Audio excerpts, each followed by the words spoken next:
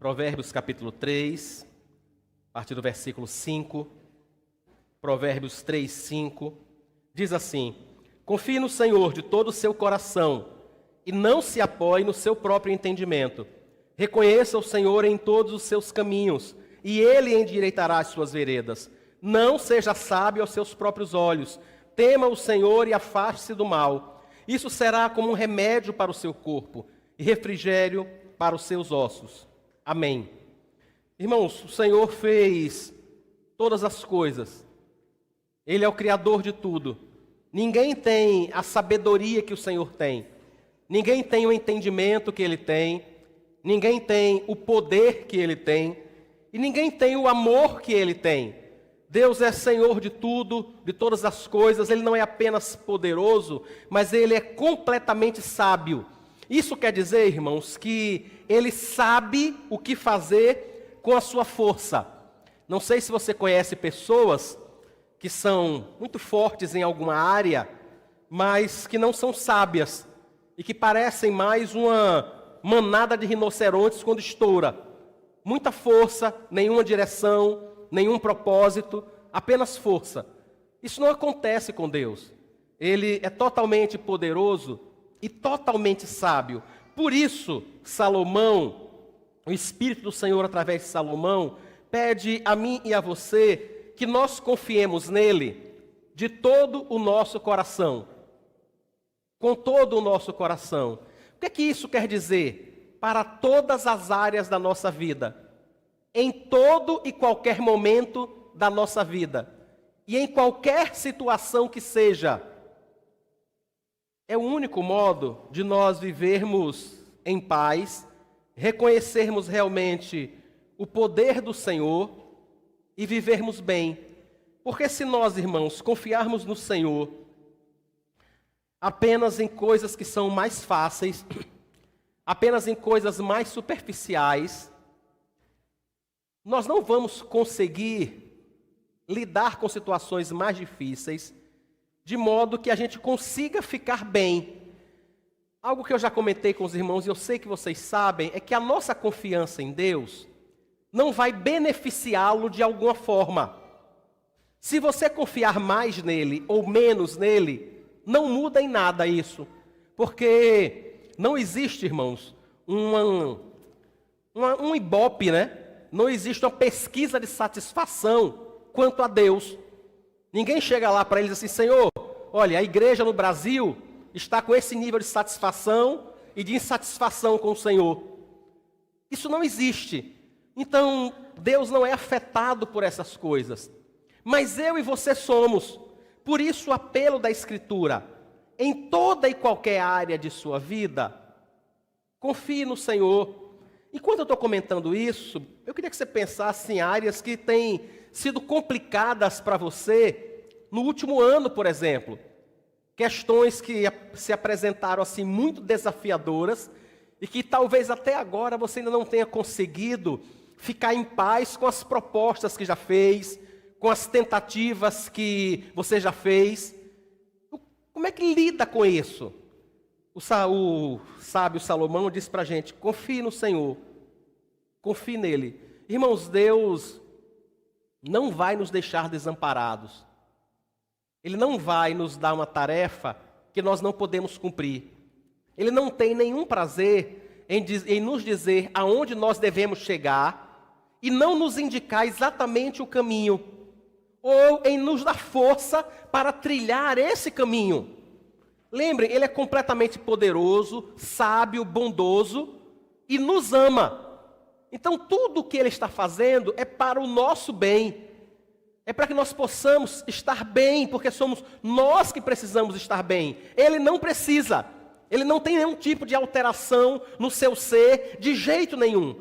Mas eu e você temos. A gente fica com o humor afetado porque engordou ou emagreceu, porque o cabelo caiu ou ficou em cima da cabeça, porque a roupa vestiu bem ou não. Imagine que tipo de criaturas somos nós. Entende o quanto nós somos frágeis e necessitados? É isso que Ele está cuidando de mim e de você, dizendo assim: olha, confie em mim, mas confie de todo o seu coração, em todas as áreas. E ele diz a mesma coisa no versículo 6, no começo do versículo 6.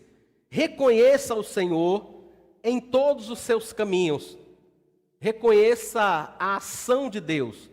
Reconheça que o Senhor está conduzindo a sua vida. Talvez não seja como eu queria ou como você queria, mas é o melhor modo para nós, irmãos. A segunda música que nós cantamos, Filipenses 4:8, né?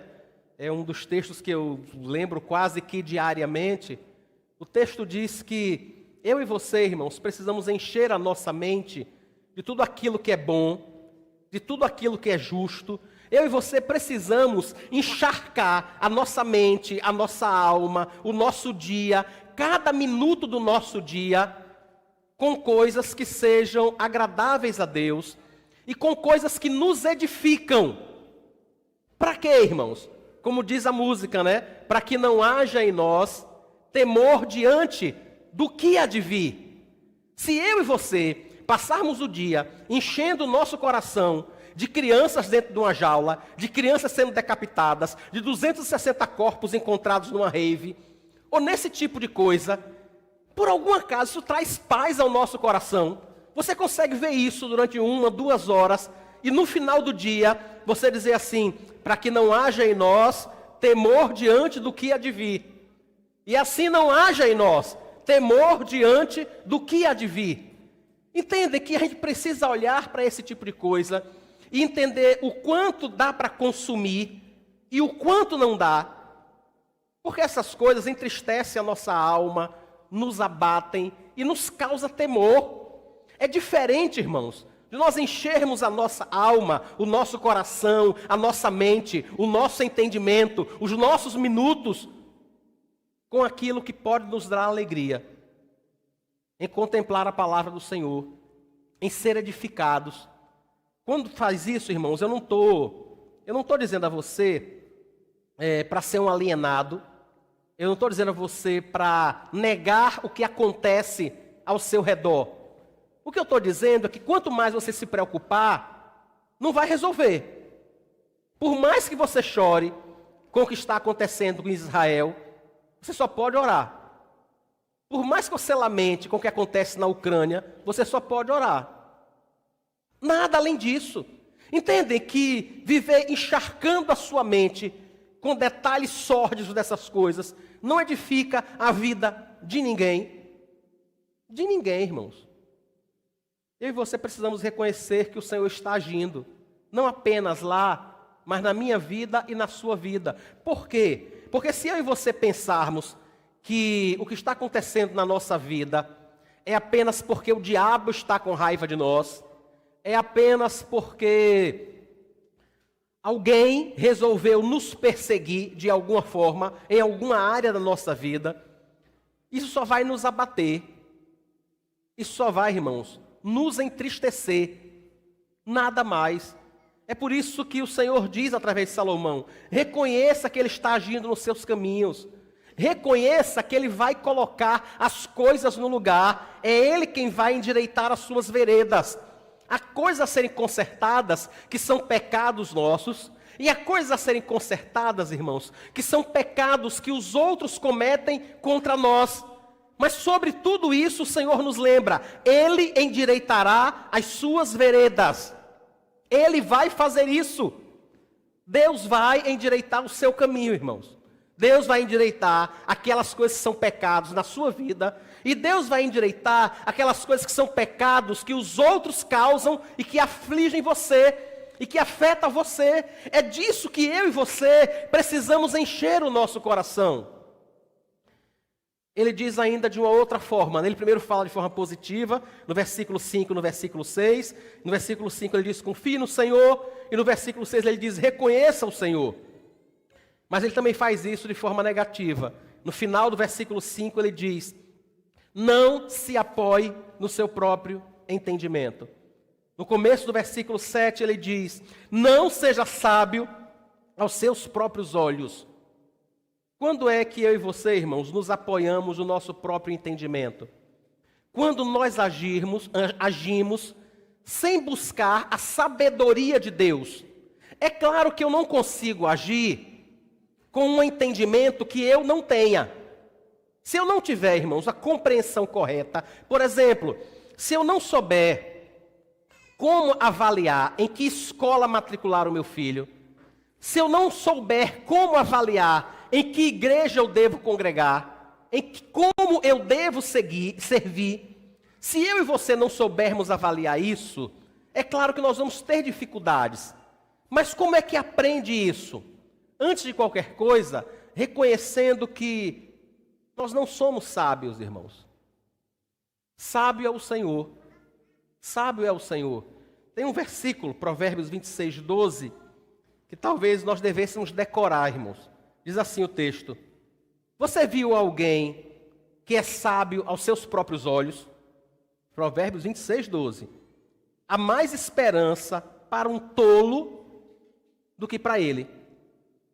Você conhece alguém que se acha sábio, que entende ser uma pessoa que consegue interpretar a vida melhor do que os outros? Você conhece alguém que se acha sábio a ponto de não conseguir ouvir outra pessoa? Salomão diz: um louco, um doido, está numa posição melhor do que essa pessoa. Muito melhor.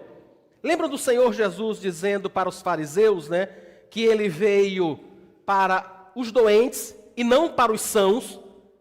Ele estava dizendo isso porque os fariseus eram essas pessoas. Eles eram pessoas que oravam constantemente, 3 vezes por dia pelo menos, que jejuavam 2 vezes por semana, que davam o dízimo de tudo e de qualquer coisa, e por causa disso, eles eram sábios e bons aos seus próprios olhos. E o Senhor Jesus disse: eu não vim para esse tipo de gente. Vocês não precisam de salvação. Vocês já se sentem salvos porque vocês se sentem superiores. Ele diz: eu vim para gente doente, para gente que se sente fraca, gente que se entende pecador, gente que sabe que, por mais que tente acertar, ainda erra um monte de vezes. São essas pessoas abatidas pelo reconhecimento da sua própria falibilidade, às quais o Senhor se aproxima. Quando eu e você, irmãos, começamos a confiar apenas em nós, nós estamos correndo um sério perigo. Eu sei, nenhum de nós pensa isso da gente mesmo, né? Não sei se alguém aqui conseguiria dizer: pastor, eu sou essa pessoa. Eu sou uma pessoa que confio em mim mesmo. Como é que a gente vai saber então se é essa pessoa? Se você não dá ouvidos aos conselhos que te dão. Se você não dá ouvidos quando você faz uma brincadeira que não deveria fazer, e alguém olha para você e diz: mas é uma figura mesmo, né? O que a pessoa está dizendo é: você é um mal educado e sem noção, e devia não fazer isso. É isso que a pessoa está dizendo. Entende? Quando é que a gente é sábio aos nossos próprios olhos? Quando isso não quer dizer nada para a gente. A gente continua fazendo da mesma forma, a agir do mesmo jeito. E a gente acredita que as pessoas devem se adaptar ao nosso modo. Irmãos, quando eu e você não conseguimos ouvir as pessoas, não conseguimos ouvir nossos amigos, não conseguimos ouvir a palavra do Senhor, nós estamos sendo sábios aos nossos próprios olhos. Eu não estou dizendo para você viver pensando com a cabeça do outro. É impossível. O que eu estou dizendo é: gaste seu tempo em encher o seu coração com a palavra de Deus, sua mente com a palavra de Deus, para que nesses momentos em que é exigida de você uma resposta, você apresente uma resposta que agrada a Deus. Uma resposta que talvez não fosse a melhor que você quisesse dar, mas que é uma resposta que glorifica ao Senhor. Isso é não ser sábio aos seus próprios olhos. Não ser sábio aos nossos próprios olhos, irmãos, é conseguir parar para ouvir. Irmãos, alguns de nós somos tão arrogantes, tão prepotentes, tão sábios aos nossos olhos, que a gente sequer ouve. A gente não ouve de jeito nenhum. O máximo que a gente consegue é ficar calado um pouquinho, enquanto o outro está tentando dizer alguma coisa, mas a gente não está ouvindo, não. A gente está só pensando no que vai responder. Entende o que é ser sábio aos próprios olhos? E você pode olhar, se você age dessa forma, olhe para a sua vida, olhe para a vida de outras pessoas que agem assim, E vocês vão ver o quanto elas se machucam, o quanto elas se dão mal, o quanto elas vivem metidas em encrencas, o quanto elas vivem metidas em problemas, irmãos. Por quê? Porque elas se acham sábias. Por mais que você pegue na gravata dela, sacuda assim, diga: meu filho, acorde em nome de Jesus. Ele continua achando que só ele está certo. Não tem mais ninguém no mundo. É porque você não viu, é porque você não sabe. Está todo mundo ao redor dizendo: isso não está certo. E a criatura dizendo: é porque vocês não sabem do que eu sei. É porque vocês não conhecem. Entende quando é que nós somos sábios aos nossos próprios olhos? E o quanto isso nos prejudica? Precisamos pedir muita graça ao Senhor, irmãos, para que a gente possa confiar nele. Pedir a Ele que nos dê sabedoria. É Tiago quem diz, né? É o Espírito Santo falando através de Tiago. Ele diz: olha, se alguém tem falta de sabedoria, peça a Deus. Peça sabedoria a Deus. Leia a palavra do Senhor. Encha o seu coração de coisas que edifiquem a sua alma, para que você possa agir de forma sábia. E como diz o versículo 7, o final do versículo 7, afastar-se do mal. Tema o Senhor e se afaste do mal. Isso será um remédio para o seu corpo, será refrigério para os seus ossos. Quando você comparar a sua vida com a Escritura, há coisas que você entende que não agradam a Deus, se afaste. Se afaste mesmo, irmãos. Insistir nessas coisas só vai trazer dor, só vai trazer sofrimento. Não tem jeito, não vai trazer outra coisa. E depois disso, eu e você podemos culpar quem a gente quiser, mas quem vai conviver com sofrimento é a gente. Não pode ser o que for, quem vai conviver é a gente. É por isso que a Escritura é muito clara: não confie em você, confie em Deus. Confie em Deus. Há decisões difíceis a serem tomadas, há caminhos difíceis a serem escolhidos. Rapaz, peça um tempo para orar, sabe? Peça um tempo mesmo, não decida de forma afoita, agoniada. Peça um tempo para orar, peça um tempo para estar diante de Deus. Não acredite, por exemplo, que porque está todo mundo indo nessa direção, talvez seja o melhor, já que o mercado está indo nessa direção, por que é que eu não vou também? Peça sabedoria a Deus. Será que é a vontade de Deus que você siga o mercado nesse momento? Será que é essa a vontade de Deus? Irmãos, a sabedoria está em conhecer ao Senhor e reconhecer o quanto nós não sabemos. Nós precisamos conhecer o Senhor, reconhecer que nós não sabemos.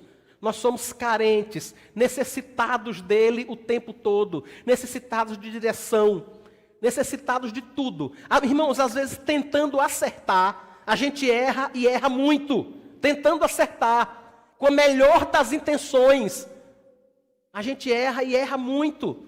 A gente precisa reconhecer isso e pedir ao Senhor: Deus, no nome de Jesus, me oriente.